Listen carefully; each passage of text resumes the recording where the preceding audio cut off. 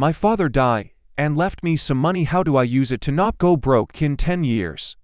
My father passed away a month ago. He left me $250K from a life insurance policy I paid out a week ago. I have two bank accounts. One has a 425% APY and the other is a 46% APY. I also have an investment account with Fidelity, but nothing in the market yet. I had to shut down my business and move it home due to costs after my father passed away. He was helping keep it afloat at the commercial location it was at.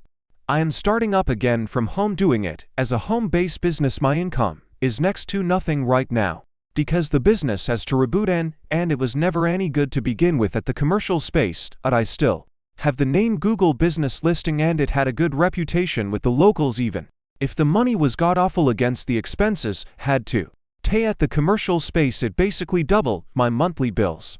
The only debt I have is $27,000, a truck I bought for the business itself, along with just wanting a truck to clear out his estate and do other jobs with said truck. The house is paid off by the estate. My monthly bills are roughly $1,100 a month and would be almost half that with the truck paid off. What should I do with the $250K to make it last as long as possible and also not have it all go down the drain due to mismanagement? Stories number 2. I pretended to be a hotel's guest to get a free breakfast. So I'm on a vacation in this really cute little town in a relatively poor and dirt cheap country, and there is a big hotel where almost no one is staying. ATM. I came over to buy breakfast and the guy working there told me I could just have the buffet breakfast for free. As their guess, I didn't correct him, had breakfast and left, paid for a coffee from the bar, though the next day I came for a coffee and decided why not get another free breakfast. The food is being wasted anyway, so I went to the buffet zone and it was already cleaned up. So I went to the restaurant part and ordered some sunny side up eggs from the menu only. Again, another worker probably thought I was their guest who missed the breakfast and brought me the whole anter of things, including fruit and whatever else they had left from the breakfast. When finished, I thought I should ask how much I owed them since I was at the restaurant. Now I came to the lady at the counter and she asked if I was their guest and I immediately fired yes. She asked what room I was staying at and I randomly said 400 to sounding really dumb and obviously lying. She then pulled out a sheet of paper with all the rooms occupied, about 12 and luckily 400 to was among them. That the occupant's name was something like Edward, who I'm clearly not. She asked what my name was and I squeaked Edward and then proceeded giving her and the waiter the money, but they refused, saying that the guests of the hotel had breakfast included. I'm rich as stupid by the country's standards, mind you, so I rushed out and then before leaving the premises realized how bad that was. Came back, told her I wasn't Edward and I wasn't staying there. She said calmly, yes, I knew, but he was your choice. I asked if I could pay for breakfast and the whole thing was only $5 cheap per country. I didn't have the heart to mention I did it the day before, so that's still on me. After I paid, she smiled warmly and wished a good day to me, a sweet lady and a sweet man who thought I was staying there. I feel like shit even though I came clean and apologized and really grateful she let me get away with it initially and rethink my stupidly ways. Why did I do it in the first place? Stories number 3. Does my friend like my boyfriend? I have a friend with whom I have been friends for almost 10 years. I will call her Fressa, and I were in a group in which there were other friends included. One day a friend of that group added a friend from years ago. With time, we talked and we ended up being boyfriend and girlfriend. In the end, the group was dissolved and another one was created where Fressa, my boyfriend, Dan, I remained, as well as other friends of mine. Sometimes we would go out, just the three of us. Later on, she was closer to my boyfriend in the sense of sharing secrets, which didn't bother me at all. Fressa sometimes told us about her relationships that didn't last long and didn't say it. But when we went out, I felt, although I doubted it, that she didn't like how sweet we were. Sometimes Fressa was a bit bossy in the group and the others in the group noticed it until I made her stop this. Then I noticed that she stopped spending more time with my boyfriend, in the sense that she no longer told me things, but she did tell him. Then they rarely went out. If it wasn't for a reason that they were looking for work, it was because she told him to go with her to buy some things. And then I trusted my boyfriend, but I started to feel uncomfortable when we met at my house, and before leaving she would call him so they could leave together. Then this got worse when I had made a mistake which made my boyfriend decide not to talk talked to me I was to blame and I told my two friends Strawberry and a friend of mine from the group I mentioned. Strawberry complained to me about what happened and told me that she is on my boyfriend's side and that it is better not to talk to him then. I was a little upset about it. In the end I fixed things with my boyfriend, but I found out from him that Strawberry told him not to talk to me, to that what I did was wrong rather. Summarizing, she got into trouble. It made me angry. However, with my other friend, she told her that we should talk about it and solve it. Then I realized that my friend Fressa does not seem to be. I told my older sister, and she told me that Fressa feels something for him and that if she got into trouble. I confronted Fressa and she got excited. My boyfriend took my side, but my friend justified to my boyfriend that he is not like I think and that I am crazy. And then we decided to block her and she left the group. Months passed and my other friend told me that Fressa wants to talk to me. I left a grudge behind and we made the passes. And from there she did not get involved. However, when we met a week ago after the meeting, just before leaving, Fressa tells him that if they go together and he says no. When they were all outside and we are cleaning my room, she yells again saying that if they go together with them, and I went out to tell her that she is cleaning with me and they left. I did wrong. Other family members tell me that she seems to like him. Do you think she does? Or is she just jealous of the relationship? Is it okay for me to ask him every now and then if he is going with her after the meeting? Should I put a stop to that? I would love to know your perspectives, but please respectfully. Thank you. Stories number 4. Saw a few of my high school friends today and was ignored. I was walking back home from the gym today and decided to get a slice of pizza at my local pizza. I saw a few of high school friends from outside the window and walked in, greeting them with enthusiasm. One friend simply said hello when I was the counter to pick up my slice and then proceeded to completely ignore me with the rest of them. All the people at the table were friends and acquaintances. Walking home from that experience, I really internalized and reflected on how fickle relationships are. These were my boys back in high school. I guess they judged that I simply wasn't worth their acknowledgement anymore. Anyone with similar experiences, please share your thoughts below. Much appreciated. Stories number 5. Me M22 and my girlfriend F18 tested positive for chlamydia. Did she cheat? So me M22 and my girlfriend F18 had been together for around 4 months now, and we went on a camping trip. And I noticed I was having symptoms of chlamydia. Extra context: a month before we got together officially, we both got STD tests and came up clean, so when we got back I decided to get tested. While waiting for results, I asked her if she needed to get honest about anything, and she said that she had intercourse with a girl on a drunken night a few weeks before we became official after we had both gotten STD tested. Now this was already hurtful and a breach of trust, as we weren't official, but we were pretty serious at that point. After getting the test results back as positive for chlamydia, asked my doctor if it was possible that the chlamydia stayed dormant for 3 months before showing symptoms, and he said no. So I confront her and she swears up and down that she didn't cheat on me, and I want to believe her. We are both racking our brains on how we could gotten it then, and she says that she has had to borrow used panties from a friend a couple times and she bled through on her period, and maybe that's how she got it. So I tell her to ask her friend to get tested, and her friend tests positive for chlamydia too. I want to believe that is how she got it. Though what are the chances of that? Seems like a nice scapegoat. My question is, had any of you heard of contracting chlamydia from shared panties, or do you think she cheated on me? Stories number 6. Just been given my 2 months notice to move out the flat I've lived in over 10 years. The owner is old as stupid, now disabled, and apparently near end of life care. I don't begrudge him selling the place per se, but in the 10 years I've lived here I've nearly paid what the asking price is. But nope. The landlord is solid, though they've found another place about 170 more, which is really going to be a stretch on my own, but it's a 2-bed place, so would mean when my daughter stays she'd have her own place and a small garden. That means I'm moving further from the gym I go to, currently a 20 minutes walk. Moving from the best pub in town. I don't drink but do there with friends, and they'll often have a takeaway place on Friday. Sat nights there twice a month. The gym is signed up through a scheme at work, so I get it at a third the price, but it's running until April tax year. And the pub, I don't often go, maybe twice a month, and the takeaway places don't always get, but it's nice that they're there and the community this pub has It's all just so shit honestly I don't know if I'll make ends meet properly, but I have no choice. Edit. So this kinda blew up. Just want to thank everyone who has input in this. Both positive and negative, the outpouring of love is touching, and to those that have also shared their stories, you've all got this. Edit 2.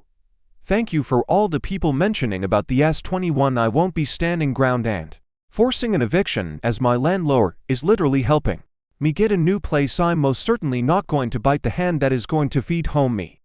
First off, thank you for all the love in my previous posts, and to everyone else also going through similar. I hope everything works out for you all. My landlord took me to see the new house this morning, and as soon as I walked in, maybe even before that, it felt like home. It's the end of a cul-de-sac and the entrance is around the back of the building, so people won't be walking past my windows.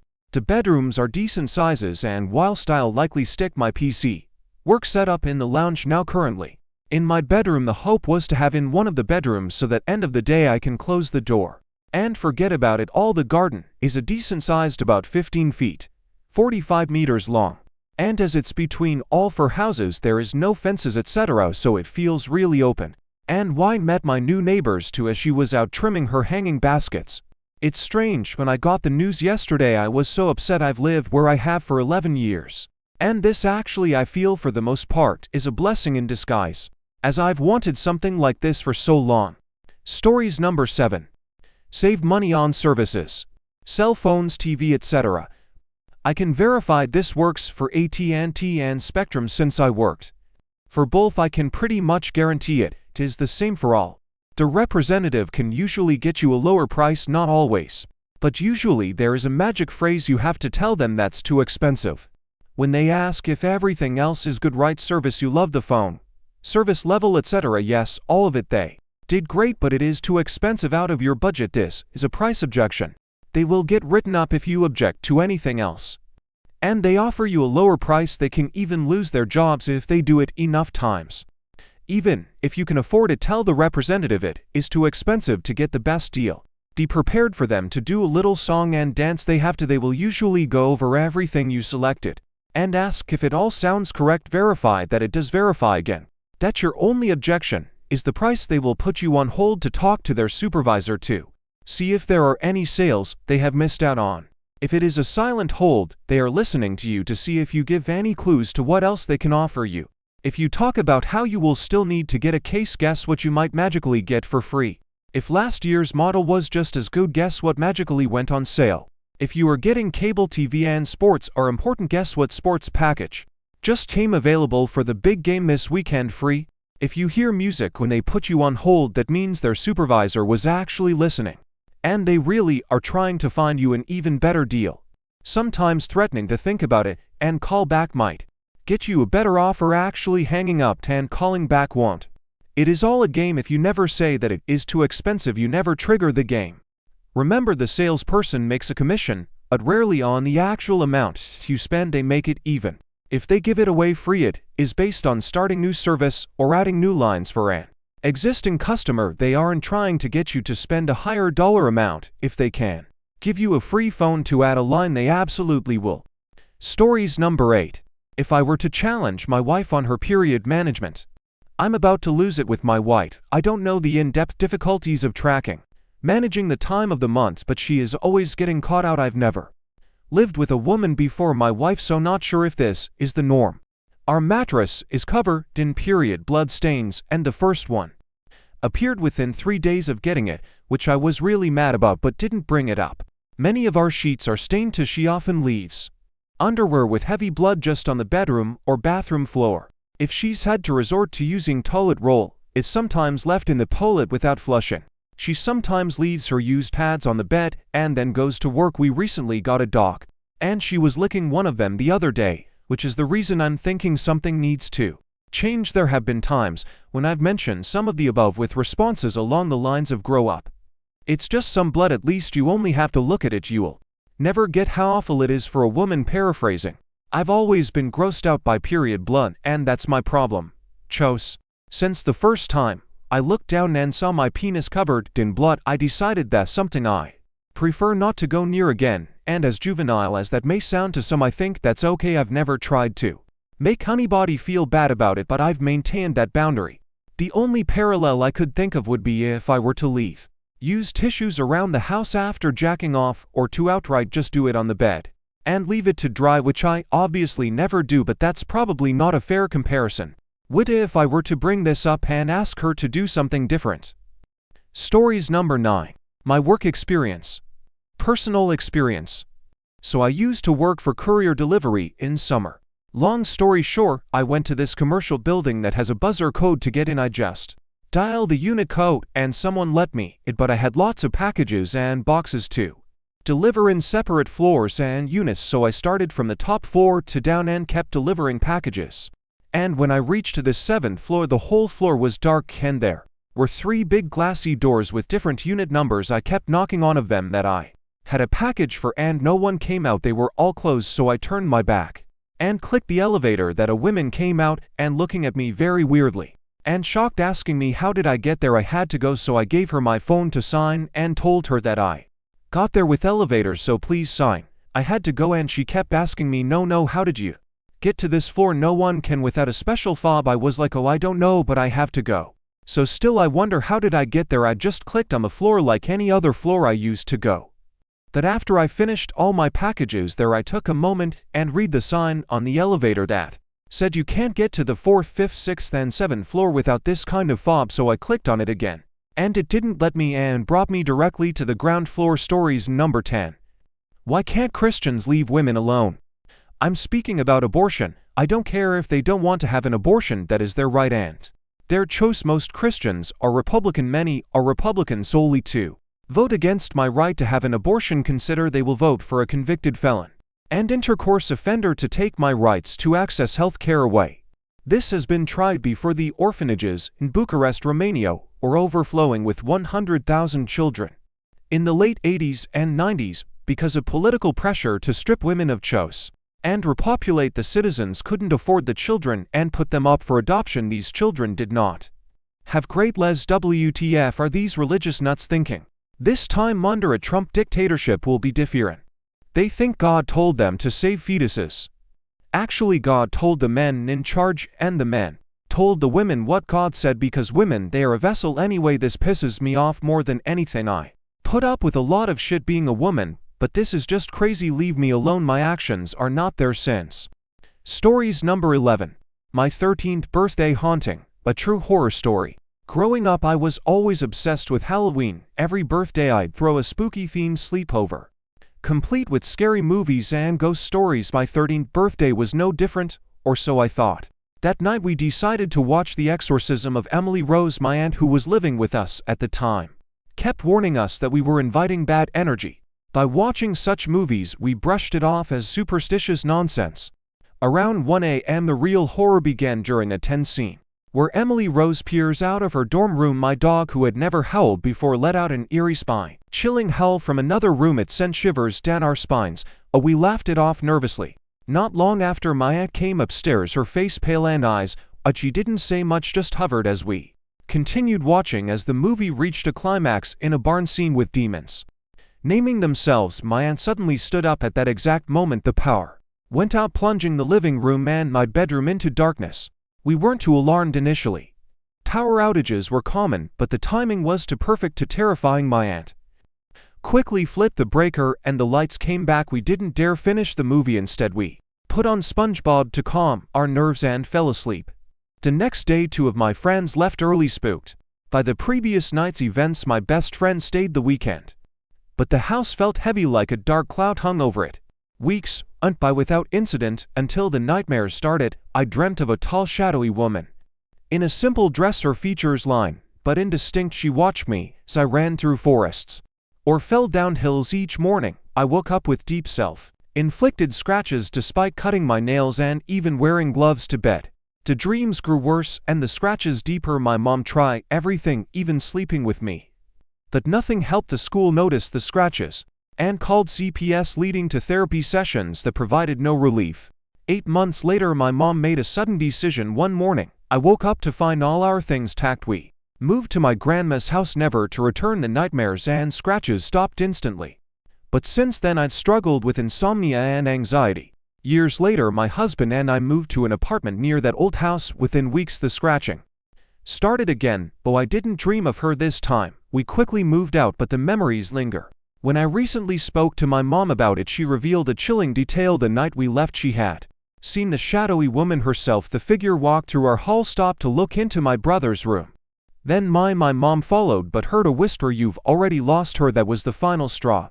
Since the fateful birthday I haven't celebrated. The fear and the memories are too real to raw. Was it anxiety or something supernatural? I still don't know, but one thing is certain: some stories stick with you forever. Stories number 12. Toddler Kevin's and Ice. Today I 24 was reminded of the day I did some antics where I could be deemed a Kevin. I thought you'd all appreciate it. Now remember, I was 7, so my brother, who was my partner in crime, must be 5-ish. So we live in India, where power outages and hot summers prevail. So imagine this scenario: it's a blazing hot summer day, and the power decides to take a vacation faster than a cheetah sprinting on hot sand. My dad, being positively overheated, decides to rip off his shirt and drench the bed with some ice cold water before plopping down like a roasted potato. In the afternoon around 3 the lights went out, which means my dad opened the windows to create an airflow, but that wasn't quite enough to cool him down. No sir, he had to ramp up the drama and turn my brother and me into his personal fans, deadass, using napkins to fan my father. My toddler self thought, what else is also cold? Ice. You see where this is going. We approached our dad with the brilliant plan of using ice trays as a makeshift cooling system. To our surprise, he agreed. Either he was overheated and thus dizzy, or probably thought of it as a joke. And we, being dimwits, we are excitedly laid the ice trays on his belly. I mean, what could possibly go wrong, right? Let's just say the room suddenly went from hot to frozen in a split second. Picture the surprise on his face as he shot up, yowling like a scalded cat. But once he recovered, he couldn't stop laughing at the ridiculousness of it all. Stories number 13. My 3OSF husband's 30SM has shown me a new life. I grew up in a very turbulent and malicious household. I never believed in love truly. I also did not believe that people were in love like they showed in the movies. After a string of bad relationships, I happened to stumble upon my husband. I wasn't looking for anything, nor was he. He had just gotten out of a previous relationship that ended sourly. They were together for 10 years and I had just vacated another hopeless relationship as well. When we found one another, we both had mentioned that we weren't looking for anything serious, and this was really just a way to get out there again and discover what dating looks like. In our 30s, he had a few dates here and there, but none stuck. Same with myself. When we did finally go on our first date, it was instant. I have never once believed in fate, love at first sight, or anything of the sort. However, he changed that. It was miraculous, to put it lightly. In an instant I wondered if I had been wrong all along. We have been together since, not stopping even for one day. He's the light in my life and has proven all my negativity wrong. I'm reminded of this today. It was a hard emotional day yesterday for a number of reasons. We're all maxed out on our emotional bandwidth and our energy levels have never been lower. Nothing catastrophic is happening. It's just that life currently is overwhelming and we look to calmer days approaching. However, due to several mishaps yesterday, I was at my emotional breaking point. Last night I accidentally woke my husband up at 3:30 a.m. because I, not really thinking much of it, needed some comfort and went to grab his hand. I wasn't thinking about how that would wake him. He never was able to fall back asleep, and when our alarms went off at 5 a.m., he was exhausted. Of course, with our emotional batteries on empty, he and I both became somewhat emotional. When we parted for work, we kissed, said we loved each other, and off we went.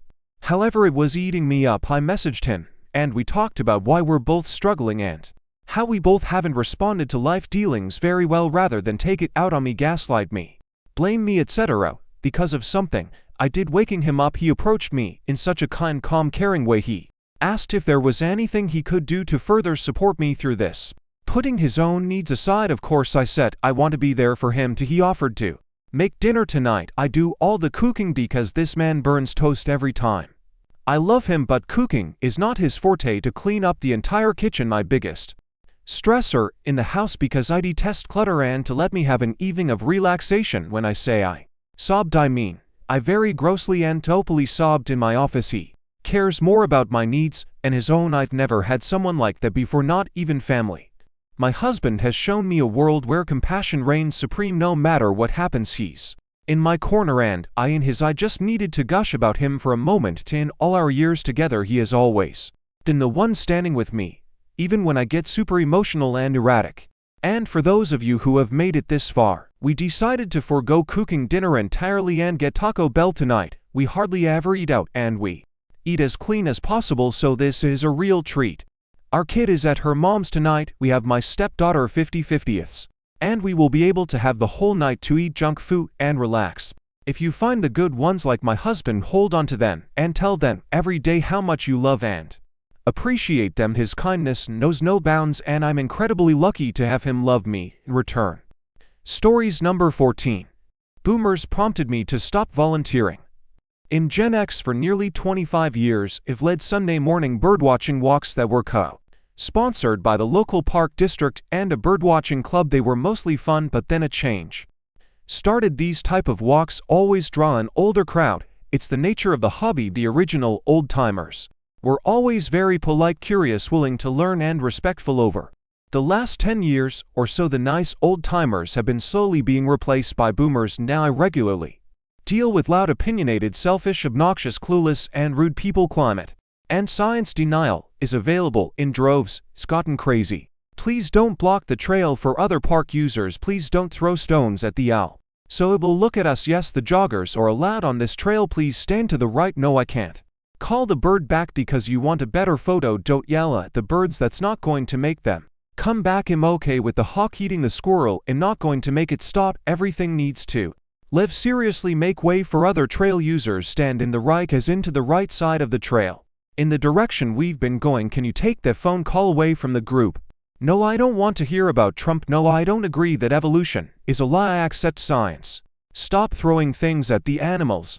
Please stay on the trail. Those are sensitive plants you're trampling. No, I don't agree that climate change is a hoax. Just look at the changes in bird ranges. Yes, is possible to stay on the trail, make room for other users, and not trample the wildflowers. The trail is 8 feet wide. No, I do. And believe in Noah's Ark, or is it possible we don't have unicorns today because the tigers got hungry? Every walk suddenly had one or more people, ruining the experience for everyone, including the wildlife. I finally had it. What was once fun is no longer fun. I turned in my resignation. I'll go birdwatching on my own from now on. The employee at the park district was very nice about it. They've been losing volunteers in other areas for the same reason. It's just sad. Stories number 15. I stole over $200 worth of clothes from a popular women's store. Throwaway and totally somewhat new to Reddit. LOL, this happened a while ago, so I believe we are in the clear, but I was tipsy during a bachelorette party a few months ago and my friends and I decided to do the dumbest thing we ever done. At first we just wanted to go shopping. We spent most our money and, walking out, we decided to visit this store, which I want name well, with everything in that store being so cute but expensive, all mixed with alcohol. I stuffed a lot inside my previously bought bags. I've never done anything like that, and so I was paranoid for weeks. I counted all the tags up and it was a high number that I also once say just wanted to get it off my chest. With the success of this store, I'm sure they won't care or notice, but whoa, will I never do that again. Stories number 16. Aita, if I buy a house on my own without including my fiancé. I 3-2M have been dating my fiancé to 9F for the 2 years and we got engaged 7 months ago. We plan to get married in summer 2025. I love my fiancé and she is perfect for me. We have not combined our finances yet, but plan to as soon as we get married. I make significantly more than her, but she is a surgical resident and will start making similar to what I make in about 2 years. We live together and split the expenses, where I pay 90%, which is based on how much we make. Recently my stock portfolio had been doing great and I decided to sell a part of my portfolio and made decent profits and worried about reinvesting it in stocks, and we decided to purchase a home since we plan to get married soon and start a family. My fiancé was also very excited as we would need a nicer house than our current apartment that we rent. We talked about it and I offered to purchase the house with the cash I have sitting on the sidelines and not take a mortgage. I feel it would be a good financial decision as the current rates are too high and we could always get a home equity loan in future. It was all good until I told my fiancé that I would purchase the house and she does not need to contribute anything to it, as she is still paying off her student loans. Of course I would be on the title and would have the sole ownership. My fiancé is not okay with this. She says that we will be married and our marital home should have both of us on the title. Her friend told her that I might be protecting my assets by purchasing the home before marriage, thus making it a premarital asset. This has bothered her and she has mentioned that to me. That was not my intention and I do want our marriage to be successful. I have told her that I do not need to protect anything since we both would be surgeons and both will make about the same in few years. However, I feel it is unfair to put her name on the title as I would be paying for the house and it is risky to put her name even before we get married. I told her that we can revisit this topic after we get married. As we have started looking for houses, we need to make the decision quickly. I understand her point that she wants to be included in ownership of the house where she would live and we will grow as family. However, we are looking to spend more than $1 million and it feels wrong to give her half of my earnings and year before we get married. I need advice on what others have done in this situation and how I can handle it, this sensitive situation, without hurting my fiancé's feelings. Stories number 17. How should I handle my dad? My dad has been very rude to me and my sister. He makes a mess in the kitchen after I clean it, then starts to yell. When I remind him to clean up after himself, he leaves food out all night, burns pots and leaves food to rot in the microwave. He complains about me, calling me many names, including lazy, arrogant, and selfish. Today, he said, my sister was ignoring him, so I told him what actually happened. Told him she was feeding my pet and that she would be down shortly, and he talked over me. I continued to explain. He yelled, calling me many names. He mentioned how if I was a boy he would have put me to work and hit me in my chest. I should also say he has threatened to smack me a few times. I went upstairs and started talking to my mom and he was still yelling, telling me he was the man of the house. I'll also add my mom pays the bills and for most of the stuff I need. He kept telling me to be quiet. After I answered a question my sister asked me, he has done plenty more, including throwing out my snacks or food, saying they are unhealthy. He yells about what I eat, knowing that I'm supposed to be gaining weight based on my doctor's recommendation. He loves to say I gorge on junk food, which is rarely the case. I feel extreme guilt for making him feel this way, but I don't think this is fair treatment. While I had other things to prioritize, I want a good relationship with him, but struggle between when I get close to him it just makes him do these things more. So what should I do to handle the situation? I also did engage in a conversation. I told him to go have a son since he kept asking if I was a boy, and that I thought he was going to drop the conversation already, but he kept yelling, but that's really it.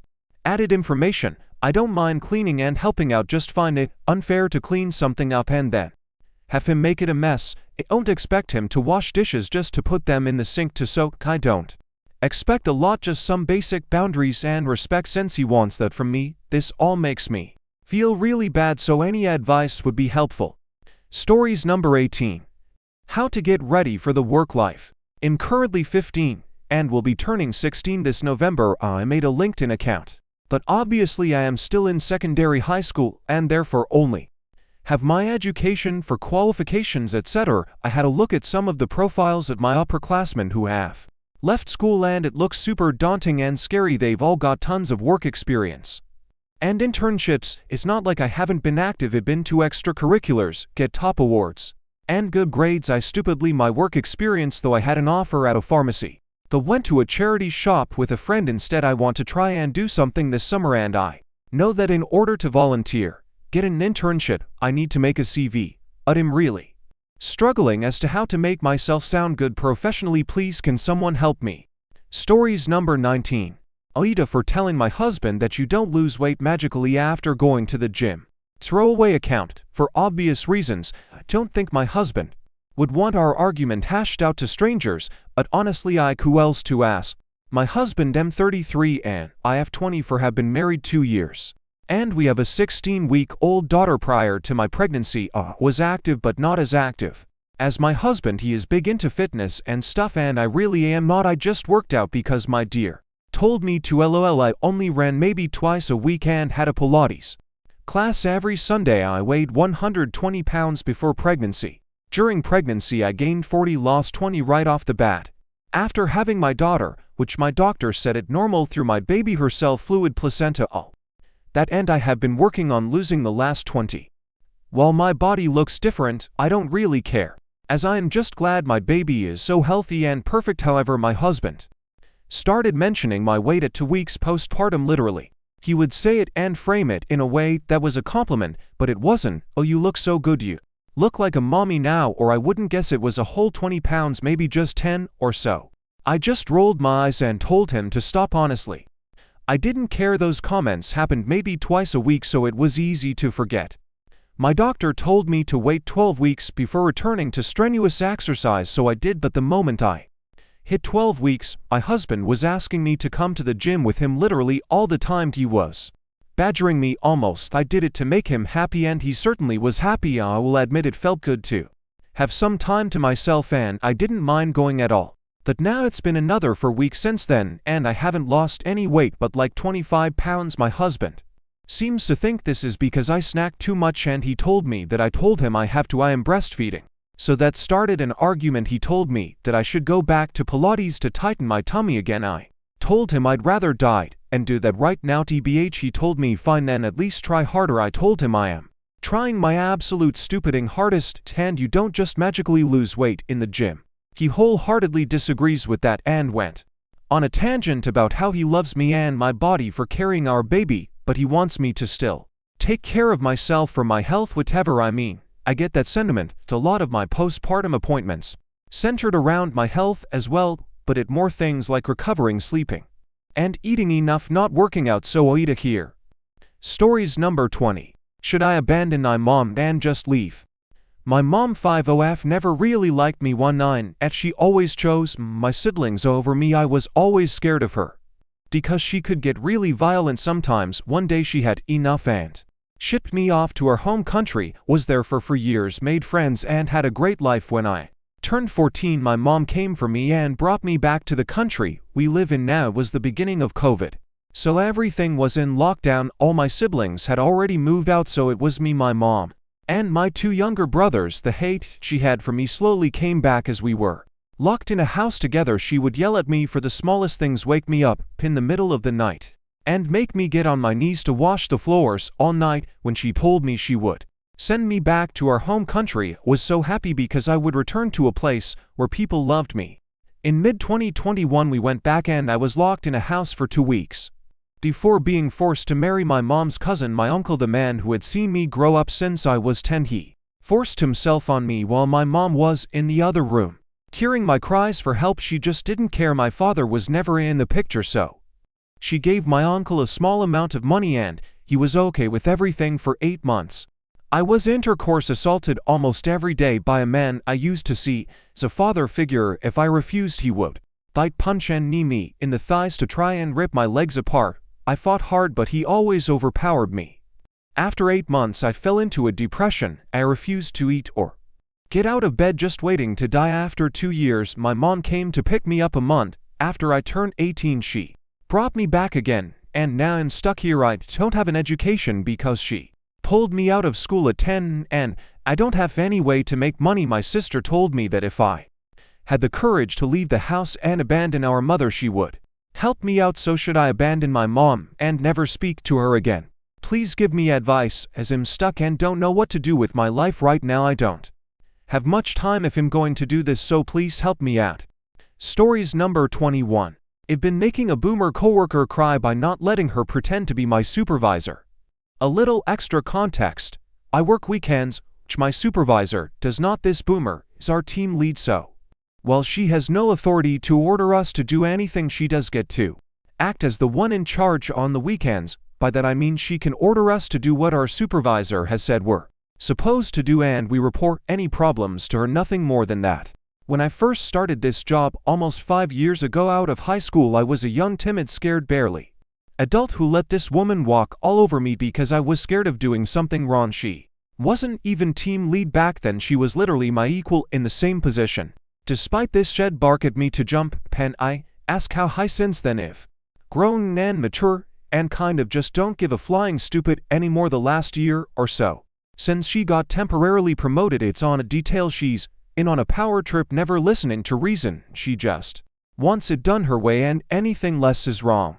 Saturday evening, I notice a building needs some supplies, so I elect to bring it Sunday morning, since it's vastly easier and more efficient to get supplies in when the building is closed and has no foot traffic. I get endless calls from Boomer. I'll just say TL demanding I do it that day instead. Hours of getting a phone call every 30 minutes trying to order me to do it that day. I say no every time. By the end of the day she's found me and begins crying, saying I'm making her look bad on a Sunday. You look at the week's new schedule and see that it's extremely weird and doesn't make a lot of sense. TL has it pretty easy, though that being said, TL has had it easy every single week because she changes the schedule, which she's not allowed to do just to give herself fewer tasks. I don't ask her to change this week's schedule. I don't insinuate in being screwed over. All I do is point out how funny it is that this time she's not changing it. What follows is getting to different phone calls from her within an hour, where she drones on trying to justify her past actions, claiming I only ever change it to help people. She'd later find me in person with red puffy eyes and tell me that I owed her an apology. I have so many more examples, but this post is long enough. TLDR.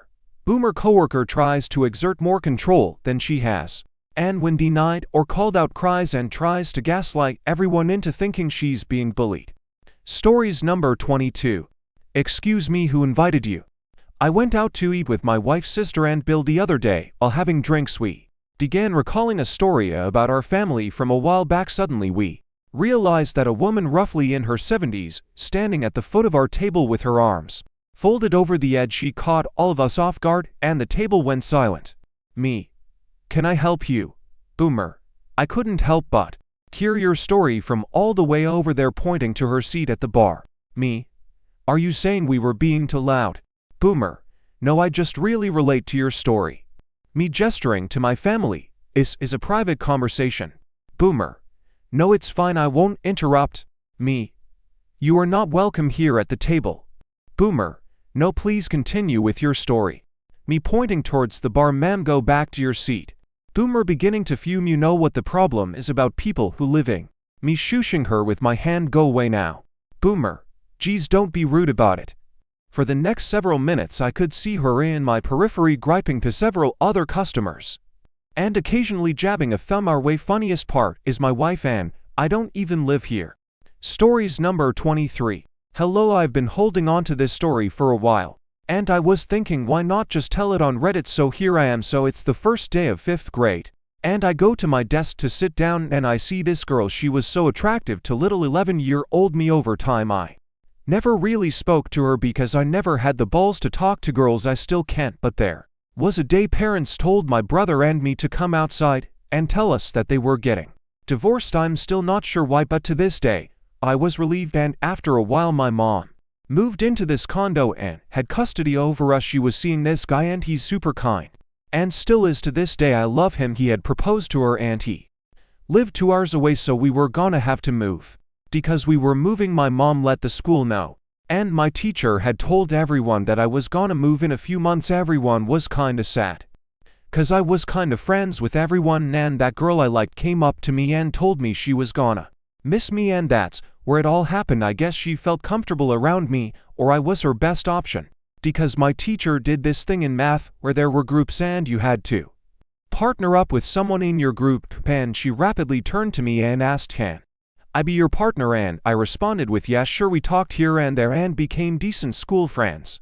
And I liked her but never knew how to tell her, so I had always kept it to myself. We were in the gym one day, and my best friend since kindergarten came over to us and jokingly said to the girl, egg yolk, because she had one of those pay jerseys and it was yellow. This is a good time to include that the girl had these kinda like mental breakdowns when she felt bad about something, and she had one that day and wasn't in a good mood and told my friend to shut up, and I just felt bad but didn't know what to say. Then she told me that boys are stinky and that she likes girls, and I asked what she meant by that, and she said she's attracted to girls, and I kid you not, I was devastated. She liked this boy and he had done something. I don't remember that part too well, but I didn't like him anymore, I think because he was mean. Don't quote me on it. I didn't think anything of it at the time, but how the hell would you tell me you're lesbian and then tell me you like a boy a week later? And it's funny cause I'm a raging homophobic now.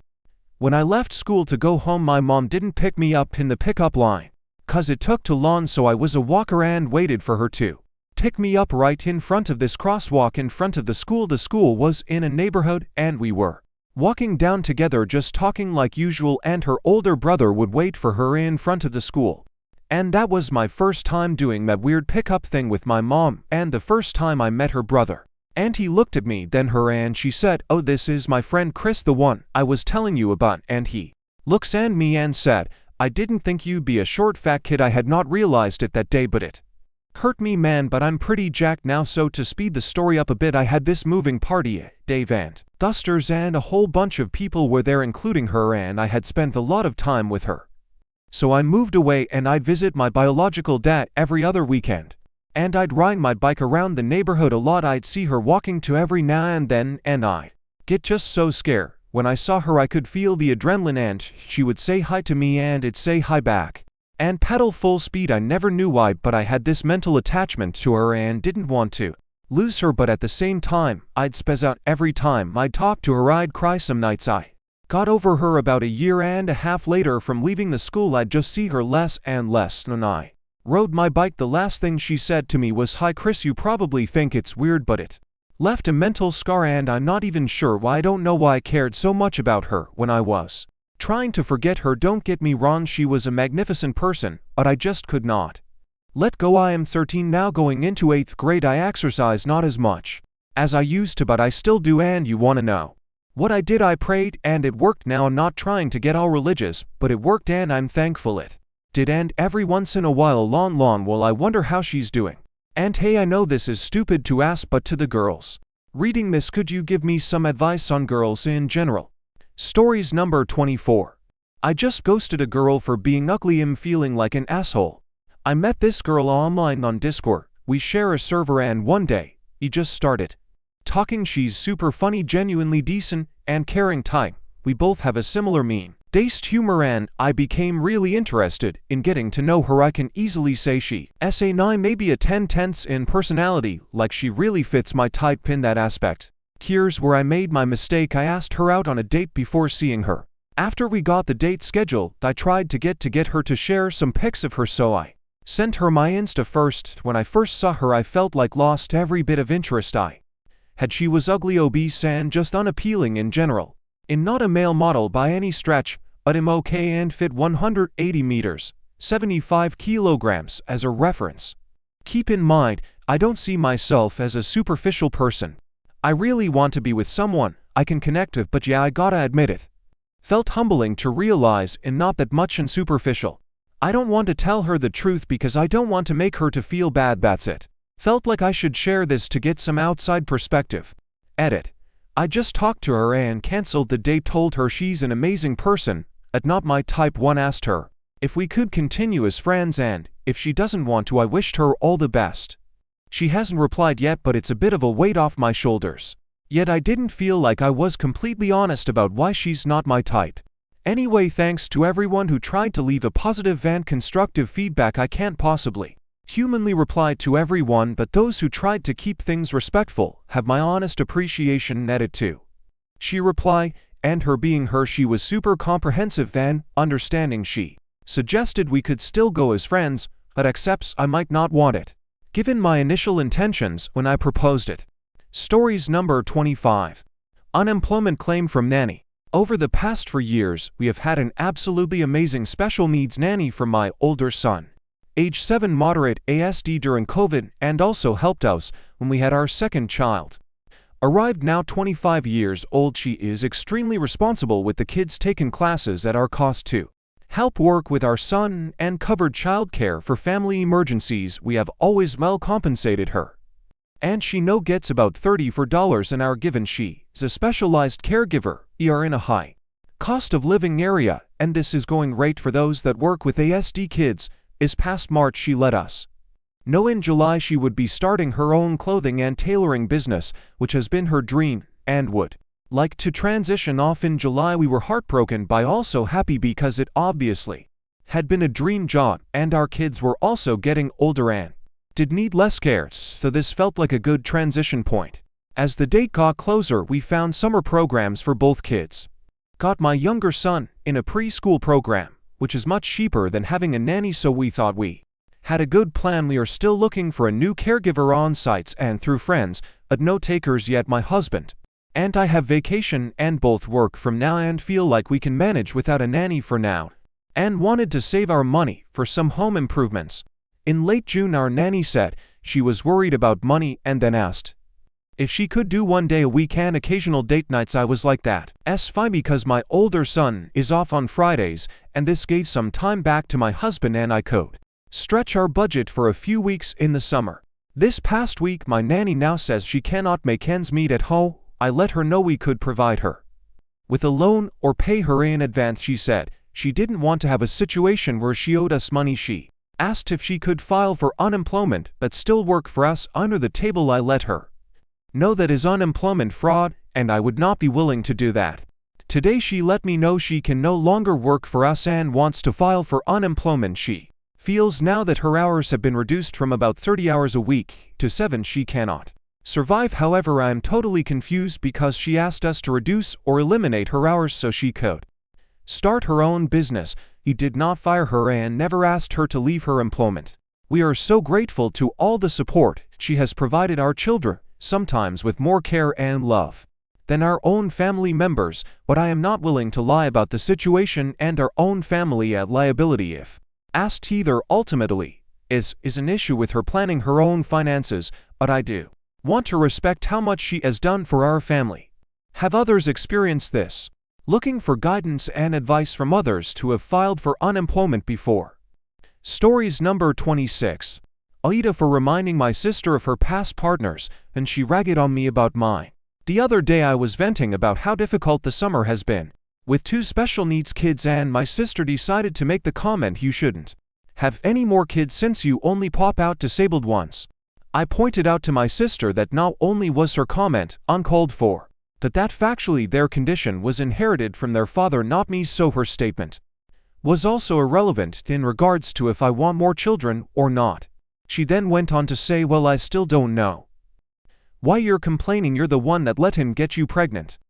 First, I explained to her that she's the one who chose to become a nurse, so I didn't know why she complains about her chosen profession all the time, and then I reminded her that I didn't choose my pregnancies and that my birth control was sabotaged. She knows this. My sister then said, well, it's still your fault. You shouldn't smash with anyone you don't think will be an ideal sperm donor or father, whether you're using reliable birth control or not. I was getting worked up at this point, so I blurted out that she smashed with Randy, a Tinder hookup, Jacob, a man who was abusing her, Landon, an engaged man, Kevin, a married pastor, and was actively sleeping with Connor, a married doctor. I then questioned if she really thought all of these romantic partners of hers would make ideal fathers biologically, let alone morally. She hung up on me and texted that I went too far and called me several insults before blocking me. I guess she told my mom about it because a couple of hours later I got a text from my mom saying I shouldn't have brought up my sister's partners because it was more complicated than I made it seem in that moment.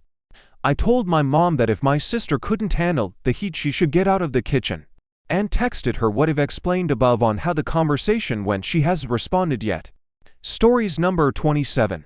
How I woke up missing $500K. I have been dealing with problem after problem when it comes to my account with. It all started mid-March when I tried sending funds from out of my account to my main wallet with Zango. I received an email saying, for your safety and protection, your account has been disabled. For more information, respond yes.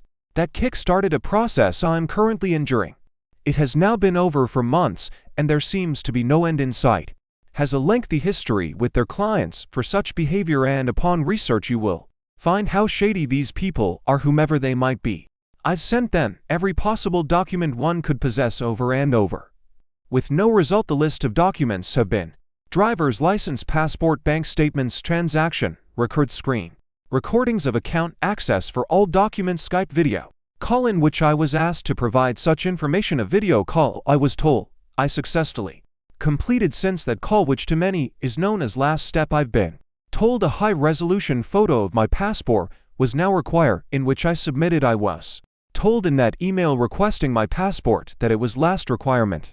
Since then it's been over a week, and I've now been sent an email being requested to send a video as previously requested flipping through the pages of my passport book. This process to obtain what is rightfully mine has been very tough, especially since I, like many others going through this, have a family to support and provide for months of this I see selective SC8 meters that seems to be running. I am beyond exhausted but will never give up.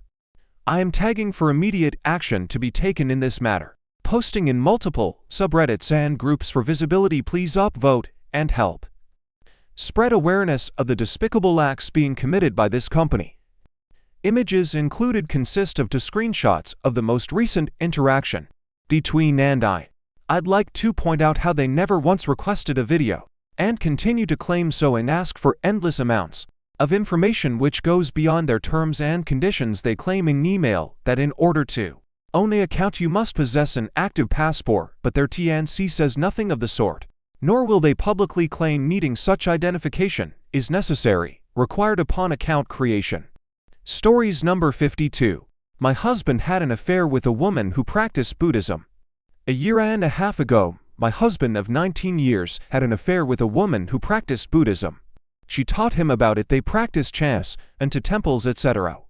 Their affair lasted for months. She knew he was married and had kids, and he promised her he would leave me and our daughters to be with her, and they had plans to go to Buddhist retreats together and be together. He ended the affair. I found out he regretted it and did not want to lose his family. He decided to work on himself. He's been extremely transparent to me. Our marriage has actually been great. He has been the best version of himself to me. Buddhist mistress has been out of the picture this week. In his office, our place of business, I found a mullet that she gifted him. He saw it and told me to throw it away. He told me what it was, but because of who gave it to him, and since he broke a couple of precipices because of what he did, he told me to throw it out. If I do that, would it bring me bad luck? I know it's silly, but it is a religious item. What should I do? To me, it's tainted, and I wouldn't want to give something tainted to anyone. I want it destroyed and gone. Stories number 53. Advice for working with Dutch bosses. Hello, I work for two Dutch co-founders of a company in the US. They are very proud of their Dutch origins, and I highly respect that. I am very proud of my heritage as well. They warned me many times when I first started working at the company that they are Dutch and are very straightforward. I've been working with them for months now, and I just feel like they are using their Dutchness as just an excuse for being rude and condescending, maybe in just being sensitive, but I have a pretty high tolerance and patience for highly emotional people. Don't get me wrong, I highly respect them, and I think they are brilliant people. I just want to better understand my bosses so I can more effectively manage my relationship with them. So my question is, am I just being sensitive, and them being cold and straight to the point is just part of their culture? Anyone had any advice for dealing with my Dutch bosses? Examples of their behavior. A consultant had some questions for us, so we decided to schedule a call to make sure my bosses and I were on the same page. At the beginning of the meeting, I just read one of the questions out loud, and one of my bosses say, "You don't need to read the question out loud, I have already read it." To give you some context, I am a senior director level financial professional. I have a very important financial report that I prepared for my boss that will impact our business immensely. He responds with some nitpicky notes about some preferential formatting and design, nothing to do with the content. The content is right. Then at the very end he asks, "By the way, is Mark the one preparing this?" Mark is my entry-level virtual assistant that does basic data entry into the accounting system. In my mind, it was like he was implying that my work quality subpar. Stories number 54. Aita for blaming my family for my stalker finding and sawing me. TWSA stalking abuse. Please don't read if it will hurt your mental health. You matter. Into 6F, and a few months ago I married a wonderful man in the world. I'm 28 meters and we bought a house together just after he proposed. He is kind and honest, compassionate, empathetic, and the most genuine person I have ever met. He makes me feel safe. Unfortunately, have a dark past that I've tried to leave behind. Liam knows about it and has been my rock as I'm going to therapy. My ex was extremely abusive and manipulative. He hit me, threw things at me, and said me multiple times via coercion, stealing and drugging me with sleeping pills. After I left him, I did everything I could to erase any trace of myself online, hoping to start fresh and protect myself. I still don't have any social media. Things were going well until recently. My mother is very active on social media, particularly Facebook, where she shares everything about our lives without my permission. She posted multiple pictures of our new home inside and out publicly on her profile. I had specifically told her not to share these photos, but she insisted that it was her way of celebrating our new milestone.